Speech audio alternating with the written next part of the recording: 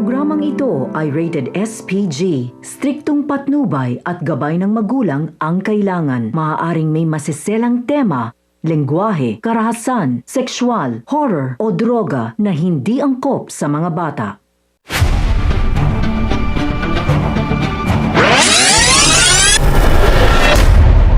Mga kapamilya, sa pag-uwi nga ni Rigor ng bahay ay hindi na nga napigilan ni Tinding na tapatin ito dahil ayaw ngang maniwala ni Tess sa kanilang nakita ni Noy.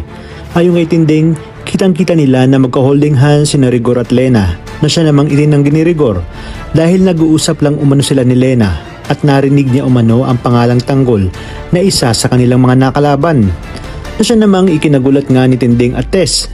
Sa kabilang banda, hindi pa man nakakapasok ng mansyon ay agad nang sinalubong ni Ramon si Mokang kasama ang mga magulang nito dahil sa kanyang sobrang galit na kagagawan nga ni Edwin.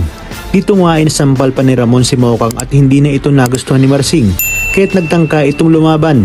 Hanggang sa nagbanta na nga si Marsing na lalayas na lang umano sila at isasama nito si Mokang. Di naman pumayag si Ramon at agad na hinablot ang kanyang baril. Subukan lang umano nila na isama si Mokang at paniguradong dadanak ng dugo. Kaya naman wala nang nagawa ang mag-asawa kundi bumalik sa kanilang dating tirahan kung saan naroroon nga si Rhoda. Dahil wala na nga silang ibang matutuluyan. Talaga nga namang ang bilis ng karma sa mag-asawa dahil sa kanilang pagiging mapagmataas. Sa kabilang banda, unti-unti na nga nagkakamabutihan sina Bubbles at Tanggol hanggang sa magkatabi na nga silang matulog. Tiwala si Bubbles na walang gagawin sa kanya si Tanggol.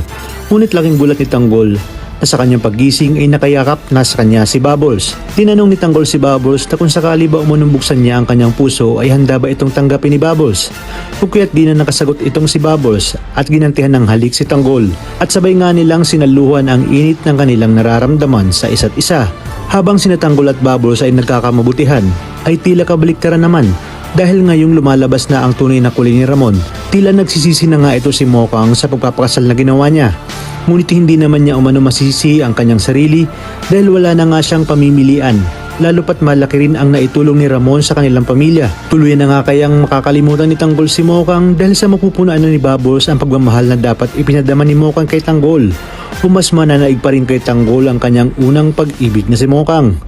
Mas magiging komplikado at masalimot pa ang mga susunod na kaganapan sa buhay ng ating bida. Kaya naman mga kapamilya, pakatutukan natin ang mas kapanapanabik na tagpo dito lang sa pambansang teleserye ng sambayanan, ang FPG's Batang Quiapo.